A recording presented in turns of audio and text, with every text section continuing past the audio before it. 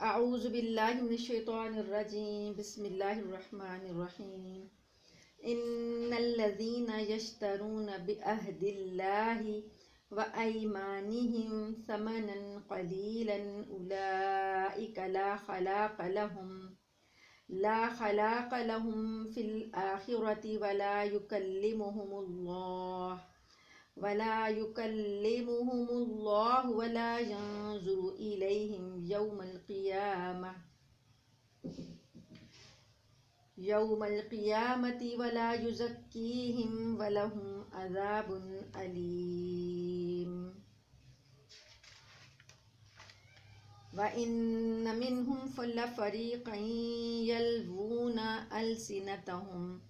بالکتاب لتحسبوه من الکتاب وما هو من الکتاب ويقولون هو من عند الله وما هو من عند الله ويقولون على الله الكذب وهم يعلمون۔ ما كان لبشر أن يؤتيه الله الكتاب والحكم والنبوة ثم يقول للناس كونوا عبادا لي من دون الله ولكن كونوا ربانيين بما كنتم تعلمون الكتاب وبما كنتم تدرسون ولا يأمركم أن تتخذوا الملائكة والنبيين أربابا أيأمركم بالكفر بعد إذ أنتم مسلمون۔ صدق اللہ العلی العظیم۔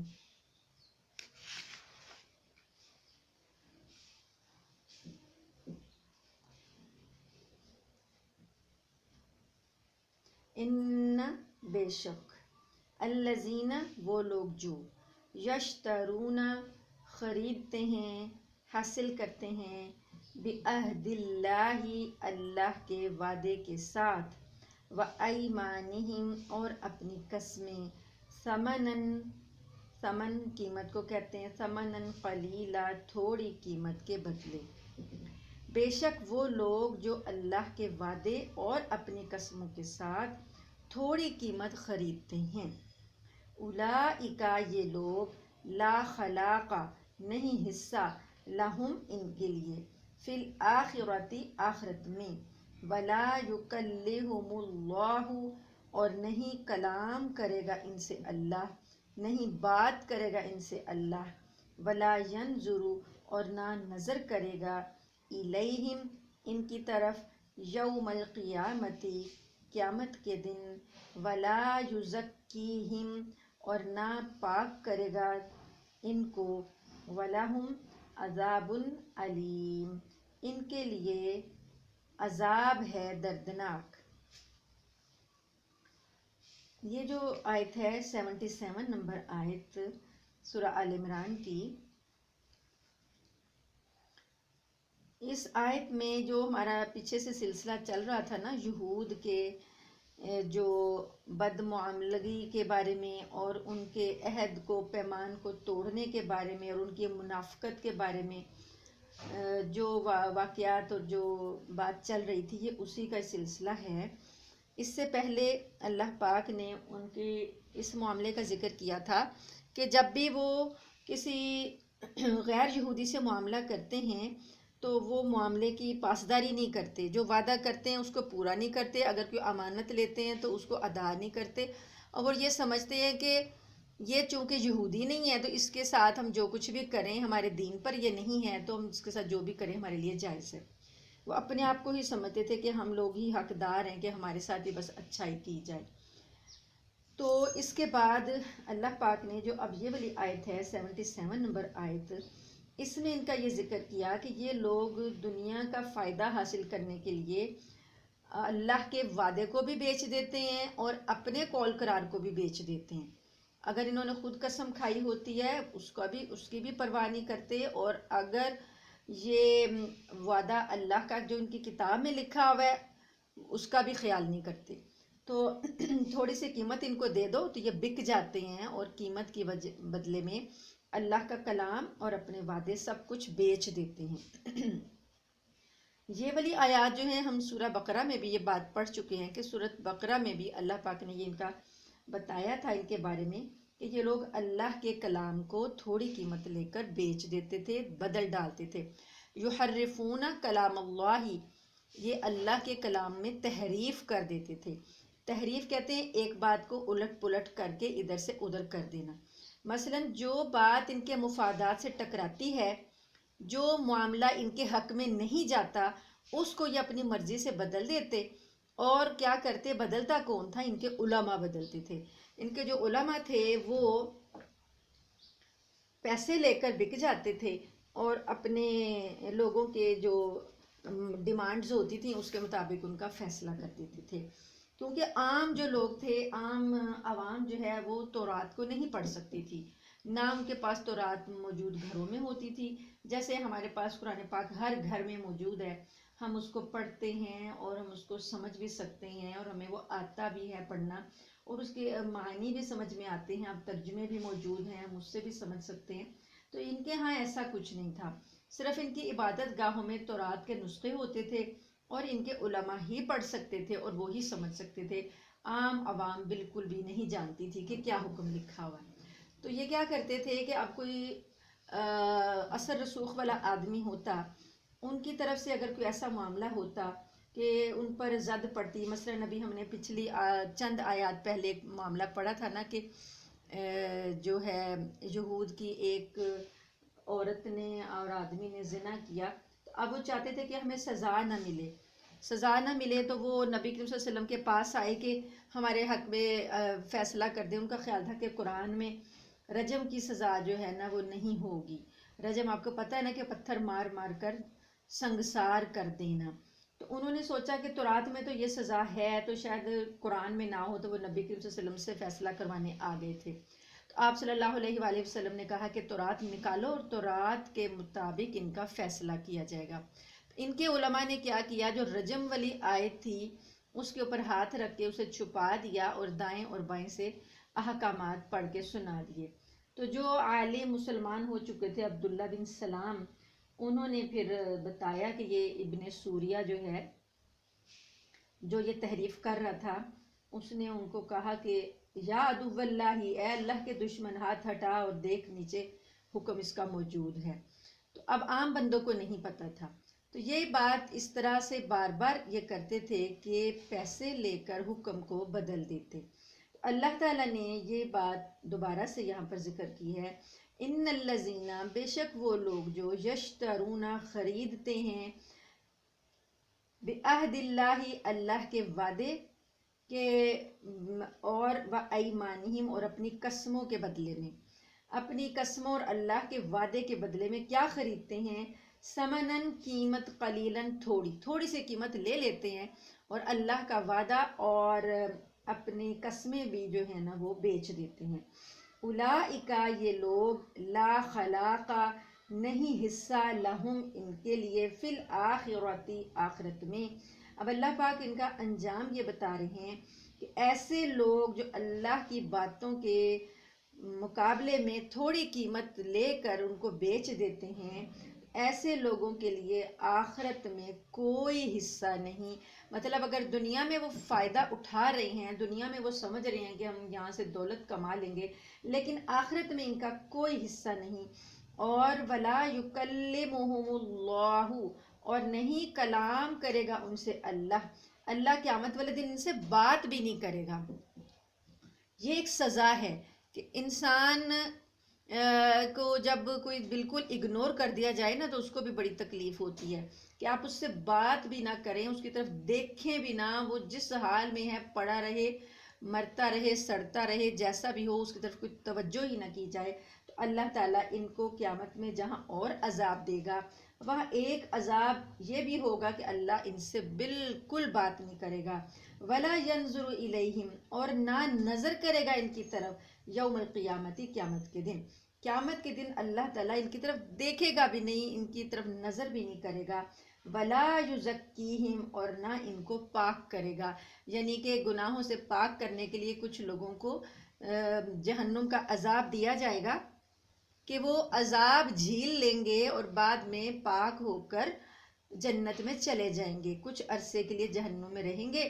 اور عذاب جھیل لیں گے اپنے گناہوں کا، تو بعد میں اللہ تعالیٰ انہیں جنت میں بھیج دیں گے۔ ان کے ساتھ ایسا کوئی معاملہ نہیں ہوگا کہ ان کو پاک بھی نہیں کیا جائے گا۔ وَلَهُمْ عَذَابٌ عَلِيمٌ، اور ان کے لیے عذاب دردناک ہوگا،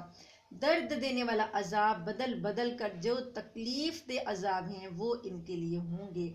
تو اس آیت کے شان نزول کے سلسلے میں کئی روایات آتی ہیں۔ ایک روایت یہ ہے کہ یہود کے علماء کے حق میں یہ آیت نازل ہوئی، کیونکہ یہود کے علماء یہ کام کرتے تھے، اور انہوں نے کیا کیا، اس وقت جو معاملہ چل رہا تھا وہ یہ تھا، کیونکہ نجران کے عیسائیوں کا جو وفد آیا تھا اس کے ساتھ نبی کریم صلی اللہ علیہ وآلہ وسلم کی یہ بحث ہو رہی تھی کہ ساری نشانیاں جو ان کی کتابوں میں موجود ہیں، نبی کے آنے کی، آخری نبی کے آنے کی جو نشانیاں ان کی کتابوں میں موجود ہیں اور انہوں نے وہ پہچان بھی لی ہیں، اب وہ ایمان لانے سے کیوں انکار کر رہے ہیں؟ تو ان کے ساتھ ساتھ اب یہ جو تھے یہود، ان کو بھی اللہ تعالیٰ نے یہ خطاب کیا کہ یہ لوگ بھی حضور صلی اللہ علیہ وآلہ وسلم کی جتنی بشارتیں اور جتنی نشانیاں اور جو صفات تورات میں اللہ نے ذکر کی تھیں، انہوں نے وہ ساری چھپا لی تھیں، اور ان کو دائیں بائیں کر کے تحریف کر کے لوگوں کو بتا دیا کہ ہماری کتابوں میں تو ان کے بارے میں کوئی نشانی نہیں لکھی ہوئی، اور وہ نشانیاں جو ہماری کتابوں میں لکھی ہوئی ہیں وہ ان میں ہیں نہیں، اس لیے ہم ان پر ایمان نہیں لاتے۔ کبھی یہ صبح کو ایمان لاتے اور شام کو انکار کر دیتے اور یہ کہتے کہ جی یہ وہ پیغمبر ہی نہیں ہے جن کا ذکر ہماری کتابوں میں کیا گیا تھا، اس لیے اب ہم ان کا انکار کر رہے ہیں اور ایمان نہیں لا رہے۔ تو اللہ پاک نے بتایا کہ یہ لوگ جو ہیں دنیاوی مال کی خاطر اللہ کی آیتوں کو اور اپنے وعدوں کو بیچ دیتے ہیں، تو ان کا انجام یہ ہوگا کہ اللہ پاک آخرت میں ان کو کوئی حصہ عطا نہیں کرے گا، نہ ان سے بات کرے گا، نہ ان کی طرف دیکھے گا اور نہ ان کو پاک کرے گا، بس ان کو دردناک عذاب میں ڈال دیا جائے گا۔ ایک روایت یہ بھی ملتی ہے کہ ایک شخص بازار میں اپنا مال فروخت کرنے کے لیے آیا اور خریداروں کے سامنے جھوٹی قسمیں کھا کھا کر کہنے لگا کہ مجھے تو اس اپنے مال کی اتنی قیمت مل رہی ہے، تو تم لوگوں سے میں اتنی وصول کروں گا۔ تو یہ اس بارے میں بھی کہ کوئی جھوٹی قسمیں کھا کھا کے بتائے کہ میرا مال اتنے کا ہے، حالانکہ وہ اتنی قیمت کا نہیں تھا، ٹھیک ہے۔ اس لیے بھی یہ آیت نازل ہوئی کہ جو کوئی قسمیں جھوٹی کھا کھا کر اللہ کا نام لے کر جھوٹی قسم کھائے اور اپنا مال بیچے، اس کے لیے بھی یہ وعید ہے۔ اور ایک واقعہ یہ بھی آتا ہے کہ ایک صحابی تھے، ان کے پاس ایک زمین کا ٹکڑا تھا اور یہودی کے ساتھ ان کا جھگڑا تھا۔ زمین جو تھی وہ صحابی کی ملکیت تھی، لیکن یہودی جو تھا وہ اس کے اوپر قبضہ کر کے بیٹھا ہوا تھا۔ تو وہ صحابی نبی کریم صلی اللہ علیہ وآلہ وسلم کے پاس آئے اور کہنے لگے کہ یا رسول اللہ صلی اللہ علیہ وآلہ وسلم، میرا یہ زمین جو ہے نا میری چھڑوا دیں، اس سے یہ مجھے دلا دیں۔ آپ صلی اللہ علیہ وسلم نے فرمایا کہ تمہارے پاس کوئی گواہ ہے کہ جو یہ بتا سکے کہ تمہاری ملکیت ہے یہ زمین؟ تو اس نے کہا کہ گواہ تو میرے پاس کوئی نہیں ہے۔ تو آپ نے فرمایا کہ پھر ایسا کرو کہ یہودی سے کہو کہ قسم کھا کے بتائے کہ واقعی یہ ایک زمین اس کی ہے۔ تو صحابی کہنے لگے کہ یا رسول اللہ صلی اللہ علیہ وسلم، یہ تو قسمیں کھانے کے اتنے عادی ہیں، یہ تو کھا لے گا فوراً، جھوٹی قسم کھا لے گا اور میری زمین لے جائے گا۔ تو اس پر یہ آیتیں نازل ہوئیں، اللہ پاک نے فرمایا کہ واقعی میں یہ جھوٹی قسمیں کھا کر قیمت لے لیتے ہیں۔ تو اس کے بعد ان کو بھی بتا دیا گیا کہ جو کوئی ایسا کام کرے گا اللہ کے ہاں اس کا کوئی حصہ نہیں، اللہ اس کو دردناک عذاب دے گا۔ اگلی آیت ہے 78 نمبر 78 نمبر آیت، وَإِنَّ مِنْهُمْ لَفَرِيقًا يَلْوُونَ أَلْسِنَتَهُمْ، اور بے شک ان میں سے لَفَرِيقًا ایک گروہ ہے، یلوون جو مروڑتے ہیں، أَلْسِنَتَهُمْ اپنی زبانوں کو، یعنی ایک گروہ ان میں سے اس طرح کا ہے کہ جو اپنی زبانوں کو مروڑ کر بولتے ہیں، کیسے؟ جیسے ہم اپنی زبان کو ایک لفظ صحیح ادا نہ کریں، اسے مروڑ کے کسی اور انداز میں اس لفظ کا تلفظ ادا کریں۔ بالکتابی، کتاب کے بارے میں، کتاب پڑھتے ہیں نا، تورات پڑھتے ہیں تو اس کے بارے میں پڑھتے وقت جو کوئی لفظ انہوں نے بدلنا ہوتا ہے تو اسے بھی مروڑ کر بولتے ہیں۔ لِتَحْسَبُوهُ، تاکہ تم گمان کرو اس کو، من الکتابی، کتاب میں سے، وما ہوا من الکتابی، اور وہ نہیں ہے کتاب میں سے، یعنی کہ اس طرح لگے کہ جیسے یہ بھی تورات کا ہی حصہ ہے، حالانکہ وہ کتاب کا حصہ نہیں ہوتا۔ وَيَقُولُونَ، اور وہ کہتے ہیں، ہوا من عند اللہ، یہ اللہ کی طرف سے ہے۔ یہ لوگ کہتے ہیں کہ یہ جو ہم نے پڑھ کے بتایا ہے نا، یعنی تورات پڑھتے پڑھتے اپنی زبان کا بھی کوئی جملہ اسی انداز میں ایسے پڑھ جاتے ہیں اور کہتے ہیں، وَيَقُولُونَ، اور وہ کہتے ہیں، ہوا من عند اللہ، یہ اللہ کی طرف سے حکم آیا ہے، وما ہوا من عند اللہ، اور وہ نہیں ہے اللہ کی طرف سے۔ اللہ فرماتے ہیں حالانکہ وہ اللہ کا حکم نہیں ہوتا۔ وَيَقُولُونَ، اور یہ کہتے ہیں، عَلَى اللَّهِ، اللہ کے بارے میں، الکذب، جھوٹ، اللہ کے بارے میں یہ جھوٹ بات کرتے ہیں۔ وَهُمْ يَعْلَمُونَ، اور وہ جانتے ہیں، انہیں معلوم ہوتا ہے کہ وہ جھوٹ بول رہے ہیں اور پھر بھی وہ جھوٹ بولتے ہیں۔ دوبارہ سے ترجمہ سن لیں۔ وَإِنَّ مِنْهُمْ، اور بے شک ان میں سے، لَفَرِيقًا، ایک گروہ ہے۔ یہ گروہ کون سا ہے؟ یہ ان کے علماء کا ایک گروہ ہے جو کہ تورات کو جان بوجھ کر بدل دیتے تھے۔ یلوون، مروڑتے ہیں، السنتہم، اپنی زبانوں کو، یعنی ایک حکم جو ہے وہ اللہ کی تورات میں جب انہوں نے شامل کرنا ہے تو اسی انداز میں زبان کو توڑ موڑ کر پڑھ لیتے تھے اور کہتے تھے یہ اللہ کی طرف سے آیا ہے۔ السنتہم، اپنی زبانیں، لسان کی جمع ہے السنہ، ٹھیک ہے۔ السنہ، تا جو ہے اس کے لیے جو مونس ہے اس وجہ سے تا وہ آئی، اور ہم، ان کی۔ السنتہم، اپنی زبانوں کو، بالکتابی، کتاب کے ساتھ، لتحسبوہ، تاکہ تم سمجھو اس کو، من الکتابی، کتاب میں سے، یعنی وہ حصہ، وہ ٹکڑا جو انہوں نے اپنی زبان مروڑ کے بولا ہے تاکہ تم اس کو سمجھو کہ یہ کتاب میں سے ہے۔ وما ہوا من الکتابی، اور نہیں ہے وہ کتاب میں سے، یعنی وہ کتاب کا جز نہیں ہوتا وہ۔ وَيَقُولُونَ، اور وہ کہتے ہیں، ہوا من عند اللہ، یہ اللہ کی طرف سے ہے، وما ہوا من عند اللہ، اور نہیں ہے وہ اللہ کی طرف سے۔ وَيَقُولُونَ، اور وہ کہتے ہیں یا بولتے ہیں، علی اللہ، اللہ کے بارے میں، الکذب، جھوٹ، وہم یعلمون، اور وہ جانتے ہیں، یعنی یہ جان بوجھ کر کرتے ہیں، کوئی انجانے میں، کوئی لا علمی سے نہیں کرتے، بلکہ جان بوجھ کر یہ ایسا کام کرتے ہیں۔ اب یہ بڑھانا اور گھٹانا اللہ کی کتاب کو ان کا ایک معمول بن چکا تھا، اور ناواقف لوگ جو تھے ان کو دھوکہ دینے کے لیے ان کے پاس بڑے طریقے تھے۔ کبھی تو ایسا کرتے کہ ہاتھ رکھ کے دائیں بائیں سے پڑھ دیتے اور درمیان کا حصہ چھوڑ دیتے، کبھی ایسے کرتے کہ پڑھ تو جاتے لیکن وہ اس انداز میں پڑھتے کہ پڑھنے والا سمجھتا کہ یہ صحیح پڑھ رہے ہیں، اور کبھی یہ کرتے کہ تبدیلیاں کر کے اور کہہ دیتے کہ یہ وہ حکم نکال ہی دیتے اور اپنا حکم جو ہے وہ اندر لکھ دیتے اور کہتے کہ یہ اللہ کا حکم ہے، یعنی ملا دیتے اپنی کلام کو اور اللہ کے کلام کو آپس میں ملا دیتے۔ اب اس طرح کی تصرفات اور جال سازیاں انہوں نے جو کی ہیں، یہ خود بھی جانتے ہیں کہ انہوں نے یہ کی ہوئی ہیں، اور لوگوں کو بس دھوکہ دینے کے لیے انہوں نے یہ پیشہ بنایا ہوا تھا پیسے کمانے کا۔ یہاں پر ایک حوالہ دیا گیا ہے کہ حضرت مولانا رحمت اللہ صاحب کیرانوی جو ہیں مہاجر مکی،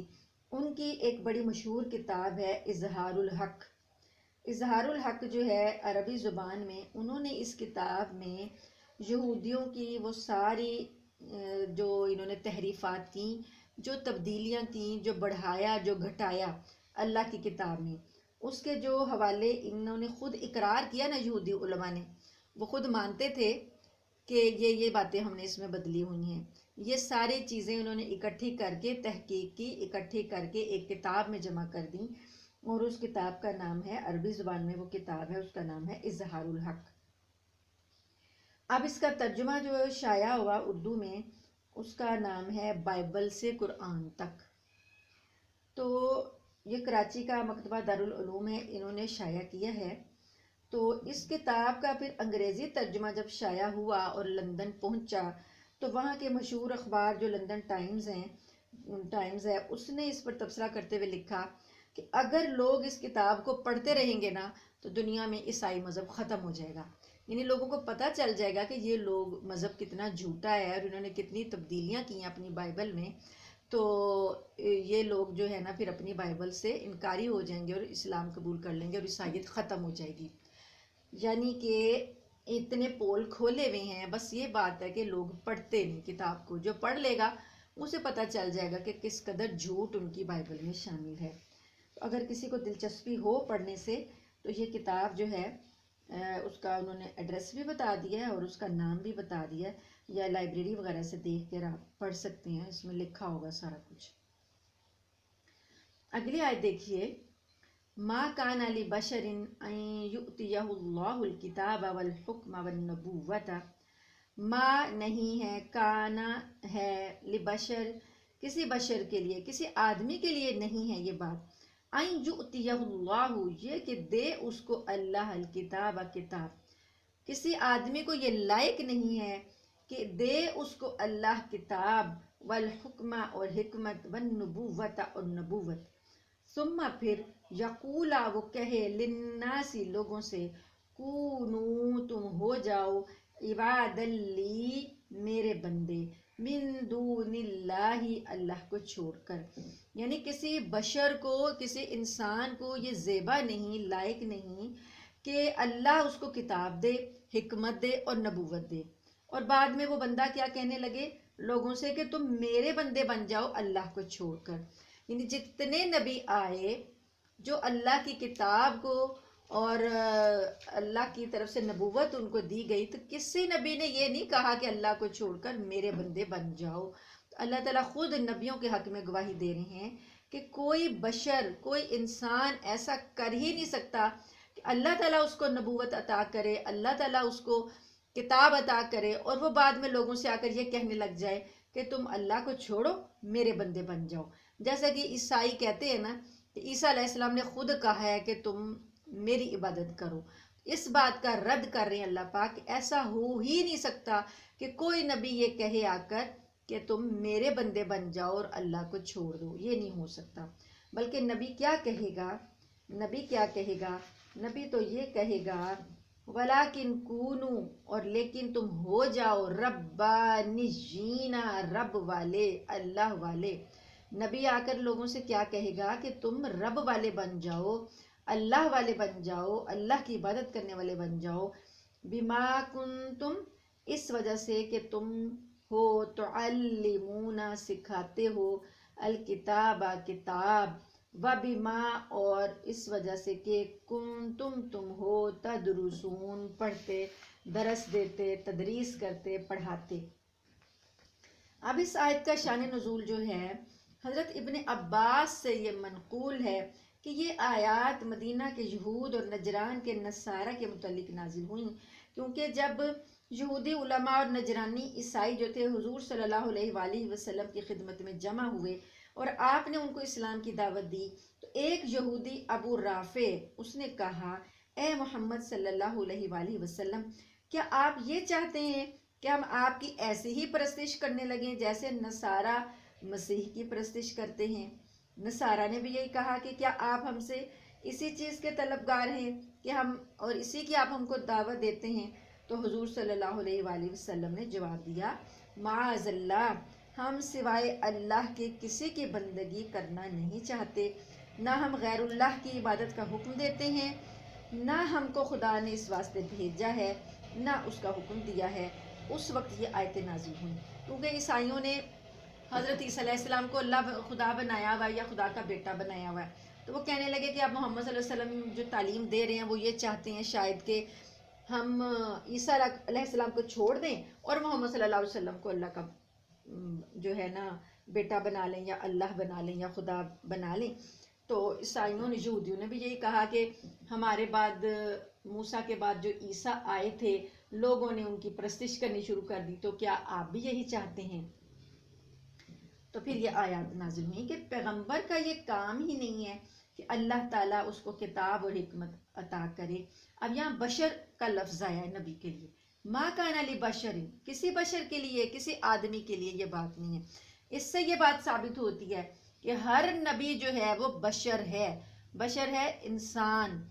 انسان اللہ کی مخلوق ہے، کیونکہ اللہ پاک نے آدم علیہ السلام کو بھی جب پیدا کرنا تھا تو اللہ پاک نے فرمایا تھا فرشتوں سے کہ میں ایک بشر بناؤں گا. بشر کہتے ہیں مٹی کے پتلے انسان کو. تو اللہ پاک نے ہر نبی کو بشر پیدا کیا. اب جو یہ بحثیں ہمارے ہاں چلی ہوئی ہیں نا، بشر اور نور کی بحث، کے نبی جو ہے وہ نور تھے اور بشر نہیں تھے، حالانکہ قرآن کہتا ہے کہ نبی جو ہیں وہ بشر تھے. اللہ تعالیٰ فرماتے ہیں کہ کوئی کسی بشر کے لیے یہ لائق نہیں ہے کہ وہ اللہ تعالیٰ اس کو کتاب اور حکمت عطا کرے، نبوت عطا کرے. تو بعد میں وہ لوگوں سے کیا کہنے لگے کہ تم نا اللہ کو تو چھوڑ دو اور میرے بندے بن جاؤ. یہ ایک ایسی ذمہ داری ہے کہ آپ یہ سمجھیں کہ جیسے آپ کا کوئی نمائندہ ہے، جیسے کہ گورنمنٹ فرض کریں کہ کوئی حکومت اپنا سفیر یا اپنا نمائندہ بنا کر کسی دوسرے ملک میں بھیجے، تو اب وہ اسی بندے کو بھیجے گی نا جس پر اس کو اعتماد ہوگا اور جس کے بارے میں اس کا یہ یقین ہوگا کہ یہ ہمارا سفیر جو ہے ہمارے بارے میں غداری نہیں کرے گا، ہمارے مفادات کو غلط جو ہے استعمال نہیں کرے گا اور ہمارے مفادات کو نقصان نہیں پہنچائے گا، بلکہ ہماری پالیسیوں کو آگے اچھے انداز میں بیان کرے گا. تو جب ایک دنیاوی معاملات میں ایک دنیا کا جو سفیر ہوتا ہے وہ اپنے معاملات میں دوسروں کے ساتھ جا کے غداری نہیں کرتا اور اپنے ملک کے مفادات کی حفاظت کرتا ہے، تو یہ کیسے ہو سکتا ہے کہ اللہ تعالیٰ ایک اتنی بڑی ذمہ داری ایک ایسے شخص کو دیں اور اللہ پاک اس کے بارے میں نہیں جانتے کہ وہ شخص جو ہے وہ ایماندار ہے کہ نہیں ہے، وہ ایمانداری سے اپنا فرض ادا کرے گا کہ نہیں کرے گا. ہمیشہ جو فرائض سونپے جاتے ہیں وہ اہل ہی کو سونپے جاتے ہیں. اگر آپ سمجھتے ہیں کہ کوئی آپ کا ان کی ڈیوٹیز ادا کرنے کا اہل نہیں ہے تو آپ اس کو فرائض کبھی بھی نہیں دیتے، بلکہ چھین لیتے ہیں، اس آدمی کو معطل کر دیتے ہیں. تو یہ اللہ پاک نے خود گواہی دی کہ کسی بشر کو یہ لائق نہیں کہ اللہ اس کو کتاب دے کر دنیا میں بھیجے، حکمت اور نبوت دے کر دنیا میں بھیجے اور وہ آ کر یہ کہے لوگوں سے کونو عباد لی، تم میرے بندے بن جاؤ. یہ نہیں ہو سکتا من دون اللہ، اللہ کو چھوڑ کر. بلکہ وہ کیا کہے گا، نبی آ کر لوگوں سے کیا کہے گا، ولیکن اور لیکن، کونو یہ کہے گا ہو جاؤ ربانی جینا، رب والے ہو جاؤ، اللہ والے بن جاؤ، بما کنتم اس وجہ سے کہ کنتم تعلمون تم سکھاتے ہو، الکتاب کتاب کو، وبما کنتم اور اس وجہ سے کہ تم ہو تدرسون اس کو پڑھتے. اب یہ دیکھیے نا کہ ان کی ساری یہ باتیں بھی جھوٹی نکل آئیں کہ جو یہ کہتے ہیں حضرت عیسیٰ علیہ السلام کے بارے میں کہ حضرت عیسیٰ نے خود کہا ہے کہ وہ اللہ کے بیٹے ہیں، اور حضرت عیسیٰ نے خود کہا ہے، ان کو تعلیم دی حضرت عیسیٰ نے کہ وہ ان کی بندگی کریں. تو یہ بات یہاں پر ان کی جھوٹ ثابت ہوئی. کوئی نبی بھی ایسا نہیں کہتا، کوئی نبی بھی یہ نہیں کہتا آ کر کے میرے بندے بن جاؤ، اللہ تعالیٰ کو چھوڑ دو. وہ یہی کہتا ہے کہ تم اللہ والے بن جاؤ، لوگوں کو اللہ کی بندگی اور وفاداری کی طرف وہ متوجہ کرتا ہے اور ایک خالص خدا کی بندگی کی طرف راستہ دکھاتا ہے، دوسرے لوگوں کے جو ہے دوسرے لوگوں کی بندگیوں سے ہٹا کر خالص اللہ کی طرف لے کر آتا ہے. یہ نبی کا منصب ہے اور اس منصب سے کوئی بھی نبی ذرہ برابر بھی انحراف نہیں کرتا، پوری ایمانداری کے ساتھ اپنا منصب جو ہے وہ سنبھالتا ہے. اللہ پاک نے نبی کریم صلی اللہ علیہ وآلہ وسلم کو بھی جب یہ منصب عطا کیا نبوت کا، تو آپ نے بار بار صحابہ کرام سے گواہی لیتے تھے آپ کہ میں نے تم تک اللہ کا پیغام پہنچا دیا ہے. تو یہ ایک بڑا مشہور واقعہ جو حجۃ الوداع کا خطبہ ہے اس میں بھی آپ نے یہ پڑھا ہوگا،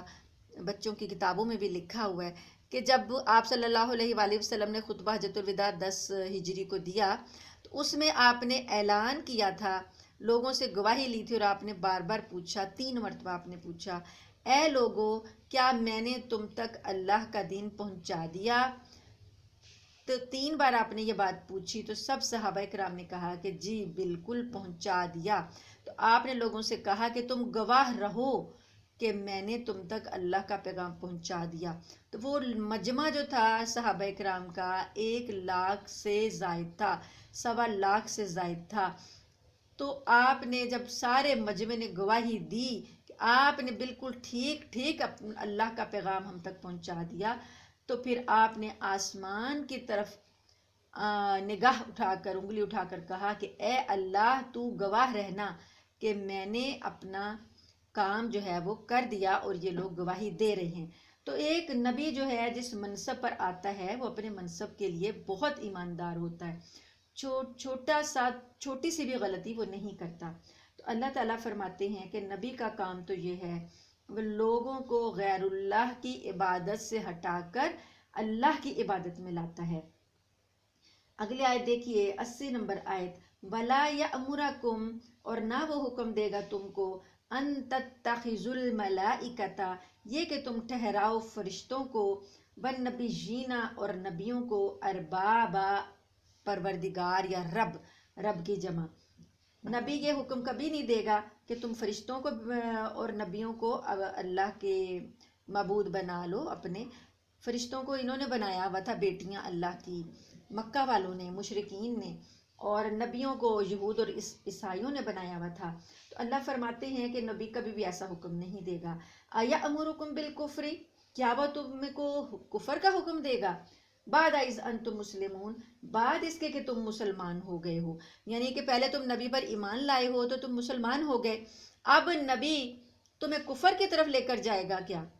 کیا وہ تمہیں کفر کی طرف جانے کا حکم دے گا کہ ٹھیک ہے مسلمان تو تم ہو گئے ہو، اب اس اللہ کو چھوڑو اور میری بندگی کرو؟ ایسا کبھی نہیں ہو سکتا۔ تو اللہ تعالیٰ نے بڑی سختی سے تردید کی ہے کہ نبی کبھی بھی ایسا حکم نہیں دے سکتے۔ یہ جھوٹ بولتے ہیں عیسائی اور یہودی جو یہ کہتے ہیں کہ ہمارے نبیوں نے تو ہمیں یہ حکم دیا تھا، تو یہ ان کا جھوٹ ہے۔ فرشتوں کو اور نبیوں کو رب بنانا کیا ہے؟ شرک ہے، کفر ہے۔ تو کسی مسلمان کو یہ ہے لائق نہیں ہے، زیبا نہیں ہے کہ وہ اچھے بھلے مسلمان کو کفر کی طرف لے جائے۔ تو الغرض کیا ہوا کہ یہ آیات جو ہیں عیسائیوں کے اس عقیدے کے بالکل تردید کر دیتی ہیں کہ حضرت عیسیٰ علیہ السلام نے نعوذ باللہ اپنے آپ کو اللہ کا بیٹا کہلوایا ہو، یا اپنے آپ کو اس کی خدائی میں شریک ٹھہرایا ہو، یا اپنے آپ کو سجدہ کروایا ہو۔ ایسی کھلی غلطی اللہ کے نبی اور اس کے رسول کیسے کر سکتے ہیں؟ لہٰذا یہ ان کا عیسائیوں کا یہ کہنا بالکل غلط ہے کہ وہ اللہ کے بیٹے ہونے کا حکم انہوں نے خود دیا۔ اللہ تعالیٰ انبیاء کی معصومیت کو اور ان کی بے گناہی کو کھول کھول کر یہاں پر بیان کر رہا ہے کہ کوئی نبی ایسا کام نہیں کر سکتا۔ یہ لوگوں نے خود بعد میں تبدیلیاں کی اور اپنے مفادات کے لیے یہ سارے مذہب جو ہیں وہ ایجاد کیے۔ اللہ تعالیٰ سے دعا ہے کہ اللہ تعالیٰ ہمیں ان آیتوں کا صحیح فہم عطا کرے اور ہمیں نبی کے منصب اور توحید کا حق ادا کرنے کی توفیق عطا کرے، اور کفر اور شرک سے اللہ تعالیٰ ہمیں بچا کے رکھے۔